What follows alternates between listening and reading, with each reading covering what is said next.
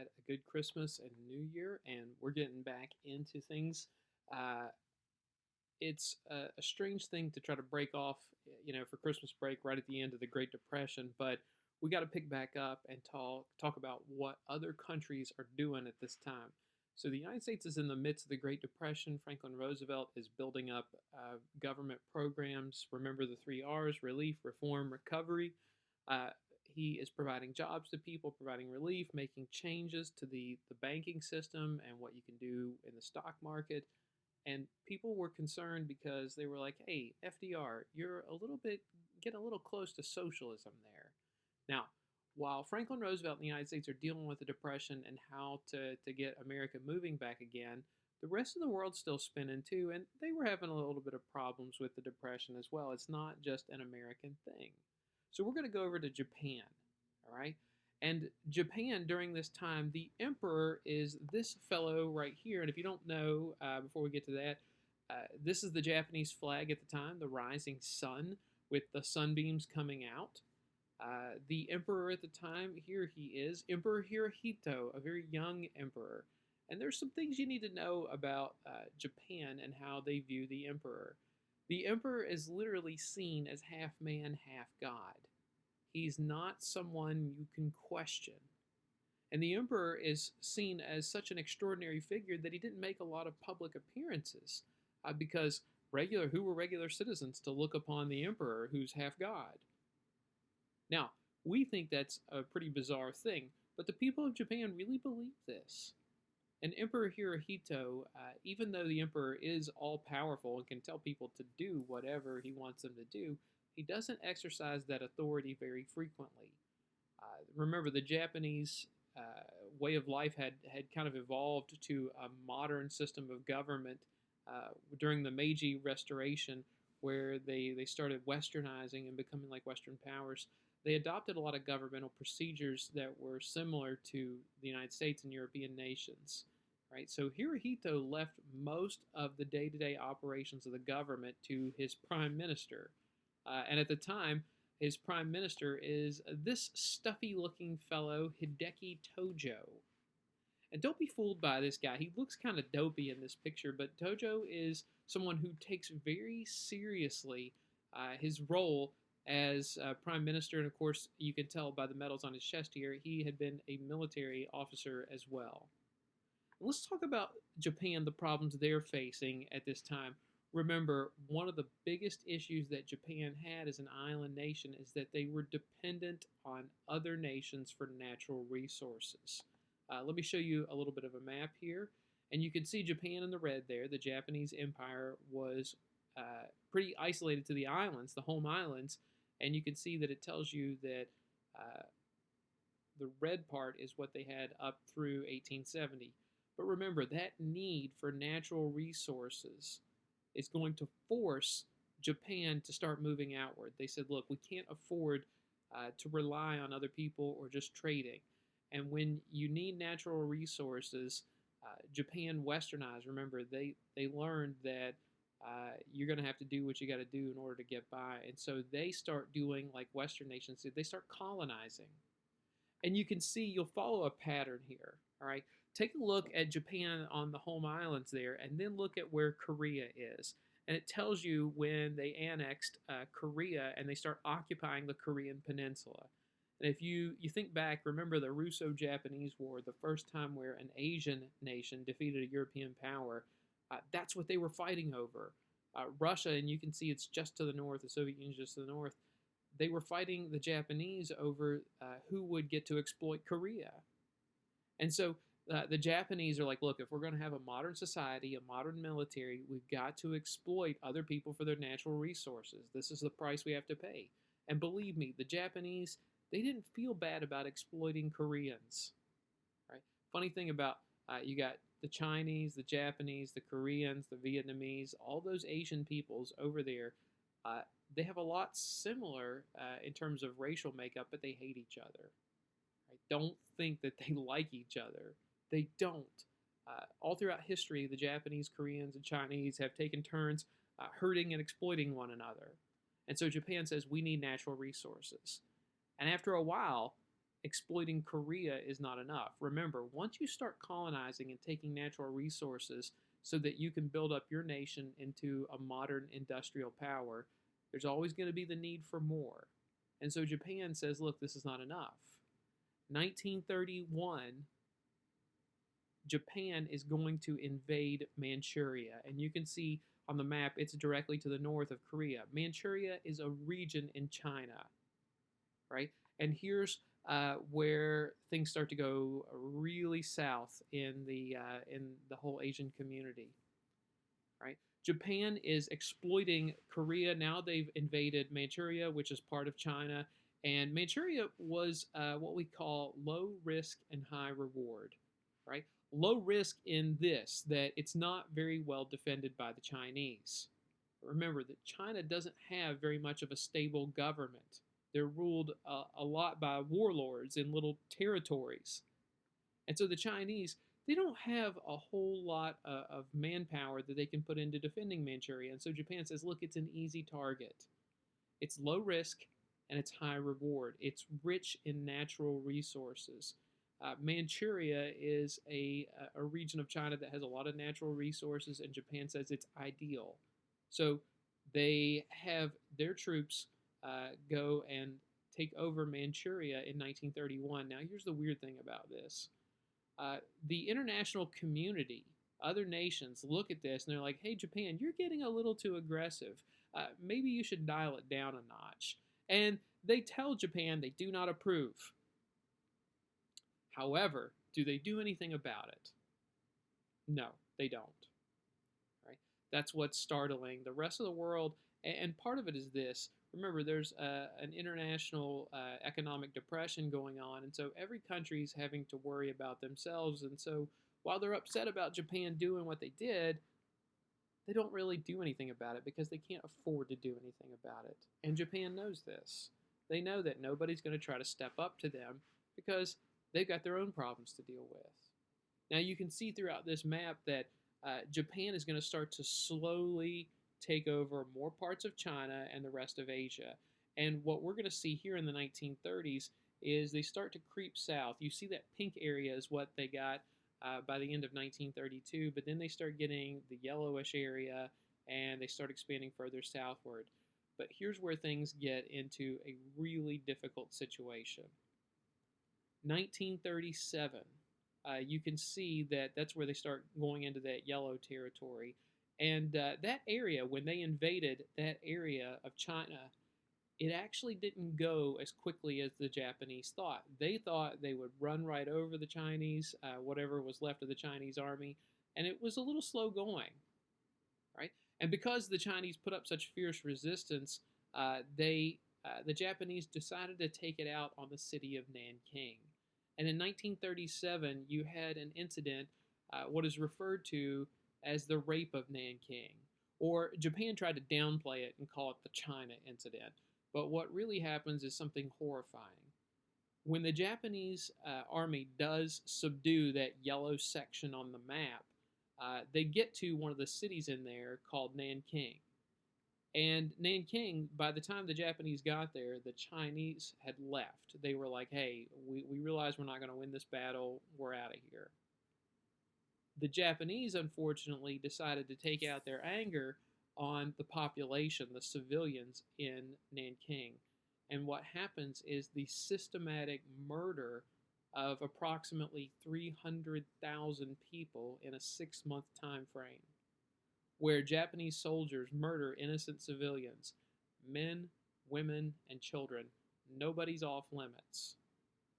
Now, if that wasn't enough, then this should be kind of frightening as well.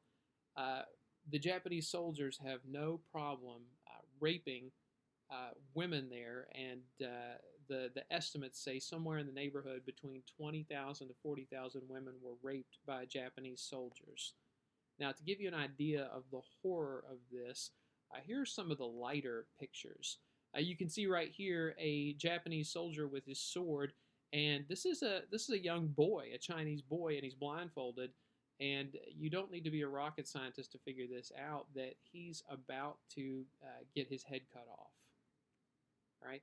Japanese officers at the time, military officers, had been indoctrinated with what was called the Code of Bushido. That was the old samurai warrior code. And to make them feel kind of like samurai, Japanese officers, military officers, were given a real samurai sword. And so these are some of the things that they would do. They would also use corpses for bayonet practice, or if somebody was still alive or barely alive and they wanted to use them for bayonet practice, they would prop them up, as you see here, on wooden sticks and just practice stabbing them. You'll also see here that Chinese citizens are being buried alive. Not making it up, folks. And you can see Japanese soldiers are gathering around to watch it. No big deal. You can see here that this is where Japanese soldiers are simply rounding up people to shoot them. And these people are probably getting off way luckier than others.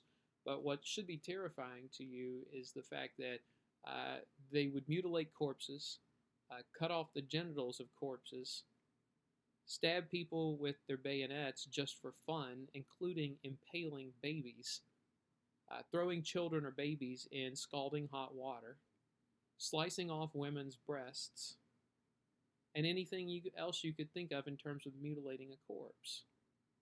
Now, once again, this definitely brings people to a shock. And you see here later on, this was a picture of kind of a mass grave that is left behind. And for a long time, Japan never wanted to actually, hang on, go back here for a second. Japan did not want to admit that their soldiers did this. But the reality is, it is something that's true. And finally, to an extent, the international response is pretty upset about what Japan has done. And stories make it out, and then eventually documents, pictures, testimony, where people say, look, this is not something we exaggerated, not something we made up. And so Japan's aggression, the fact that they start spreading out into China, Korea, and then the rape of Nanking, that brings them into potential conflict with the United States. And here's why. The United States had specifically called out Japan and said, look, you can't do this. And Franklin Roosevelt started an embargo, a trade embargo with Japan, where they literally blocked off trade with the Japanese. Okay? And the United States was exporting two key resources to Japan that mattered: steel and oil. Right? And Japan understood that not being able to access steel and oil hurt them in the long run, because you've got to have oil as a fuel source for your military and just for your people in general. And on top of that, Japan also realized that steel is important to creating a modern society. And look, remember, Japan, they feel like this is just another slight from the United States. You go back to the 1850s, where Millard Fillmore basically low-key threatened Japan. Japan felt like the United States was bullying them, and to an extent we were. The Russo-Japanese War, the Japanese didn't feel like they got the respect they deserved. And after World War I, remember, they walk out of the Paris Peace Conference because they want statements of racial equality. They want to be seen as a world power. The Washington Naval Conference, where they didn't get an allotment of naval ships that was on comparison with others. They feel like they've been slighted, and all of a sudden now, they feel like they've been slighted again, and they're like, hey, you guys colonize and do terrible things, and it's all right. But we take over part of China and part of Korea, and we're seen as the bad guys. And so they start to realize now that eventually we're going to be in conflict with the United States. And so the United States starts cutting off trade with the Japanese. So that's what Japan's up to in the 1930s. They realize they don't have natural resources. They start exploiting their neighbors, and the United States says, hey, you probably shouldn't do that. Right? And that's going to start leading us in the direction of more tension with Japan. And we'll skip over this again. And if you ever get a chance, like I said, these are the tame pictures from the rape of Nanking, but pretty disturbing stuff. Now, we want to talk about next what's happening in Italy. Okay, our good friends, the Italians. And after World War One, Italy was just a moderate power. That's kind of how they've been, middle of the road. They've never been weak per se, but they weren't exactly a powerhouse either. And the Italians were wanting great things for their nation. And the leader of Italy at the time is this gentleman, Benito Mussolini. Okay? And Mussolini sounds like an Italian dish you'd ask for at a restaurant. But Benito Mussolini, you have to remember about this guy here.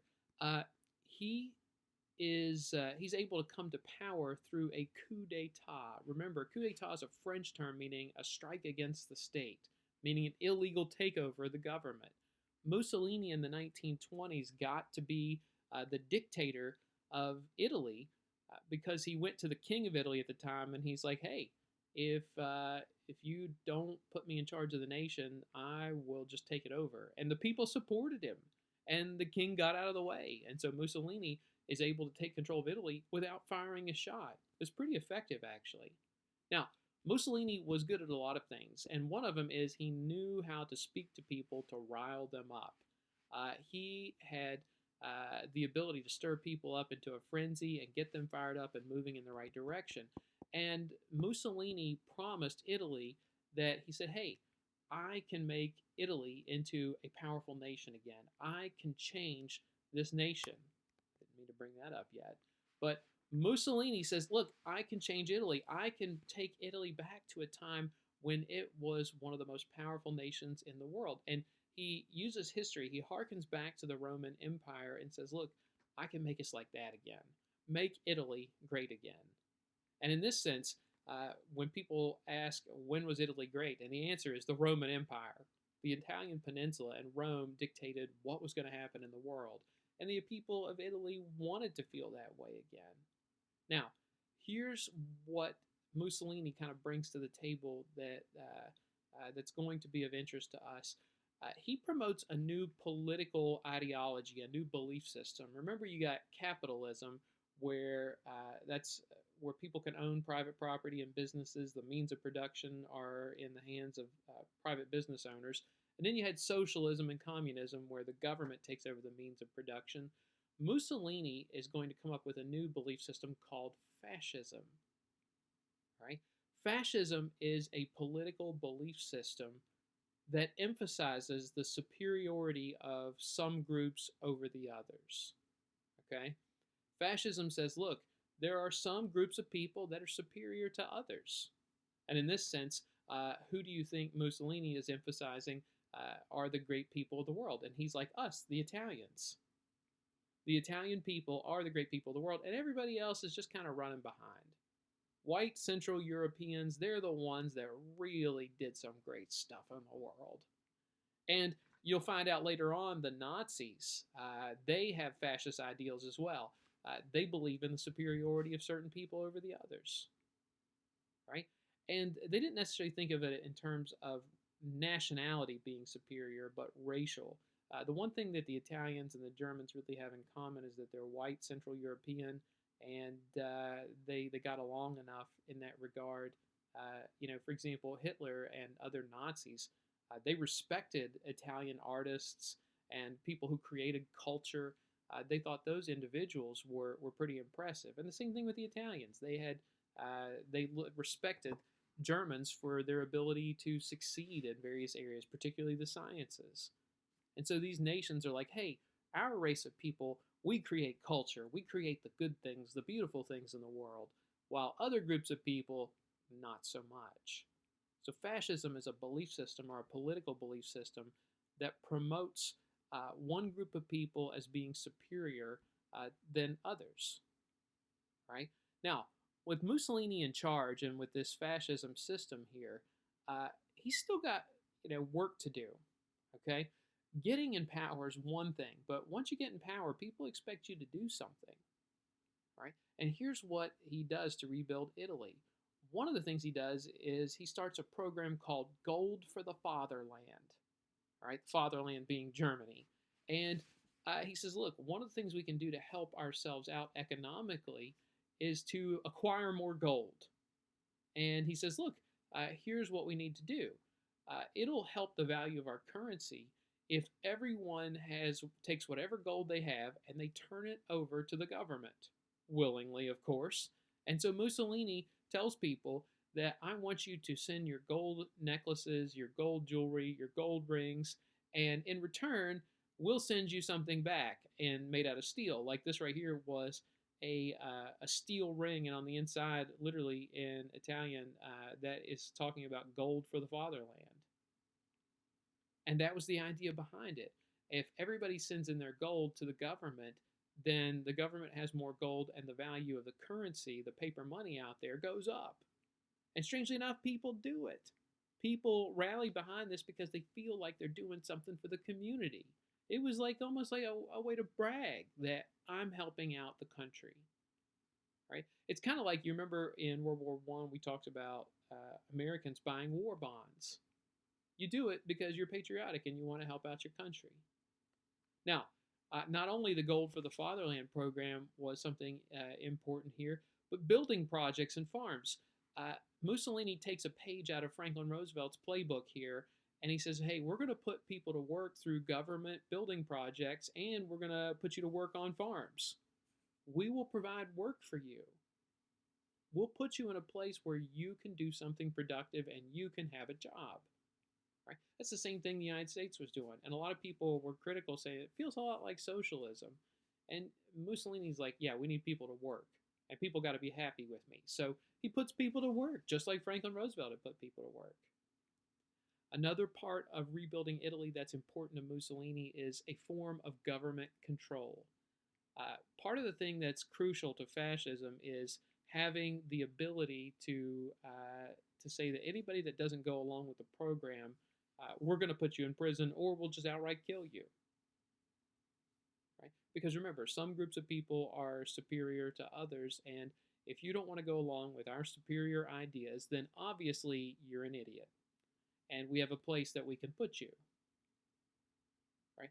And using force and removing people's freedoms and rights, that's a really good way to control society.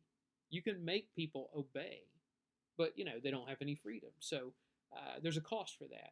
And the strange thing is that a lot of what Mussolini did was working. And they always make the joke too that when Mussolini was in charge, Italian trains ran on time.